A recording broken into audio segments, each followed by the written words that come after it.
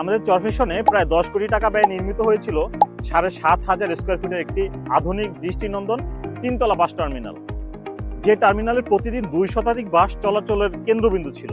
কিন্তু দুঃখজনক বাস্তবতা হলো আজ সেই আধুনিক বাস টার্মিনালটি পরিত্যক্ত অবস্থায় আছে। সন্ধ্যার পর সেখানে বসছে মাদকের আসর, বাড়ছে চুরি, ছিনতাই সহ নানা রকম অপরাধমূলক কর্মকাণ্ড। এর প্রভাব পড়ছে পুরো এলাকা জুড়ে। অন্যদিকে পৌর সদরের প্রধান সড়কে বাস, ট্রাক, অটোরিকশা ও বোরাক একসাথে চলাচলের কারণে সৃষ্টি হয়েছে ভয়াবহ যানজট। পৌর সদর এখন যেন যানজটের মহামারীতে আক্রান্ত। জনদুর্ভোগ পৌঁছেছে চরম পর্যায়ে।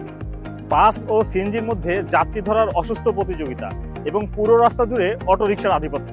এই বিশৃঙ্খল পরিস্থিতি দেখে মনে হচ্ছে একসময় আধুনিক বাস টার্মিনালটির মতো এই সদর রোডটিও হয়তো পরিত্যক্ত সদর রোডে পরিণত হবে। বাজার ব্যবসায়ী, পরিবহন সমিতি, প্রশাসনের সমন্বয়ে বহুবার এই যানজট বন্ধের জন্য উদ্যোগ নেওয়া হয়েছে, কিন্তু বাস্তবে যেসব সিদ্ধান্ত নেওয়া হয়েছে তা কাগজ কলমে সীমাবদ্ধ ছিল। কারো কথাই কেউ মানেনি, ফলে সমস্যার কোনো সমাধানই হয়নি। এই যানজট ও অব্যবস্থাপনার মহামারী থেকে চরফ্যাশনবাসীকে মুক্ত করতে জনাব নুরুল ইসলাম নয়ন ভাইকে ধানের শীষে ভোট দিন।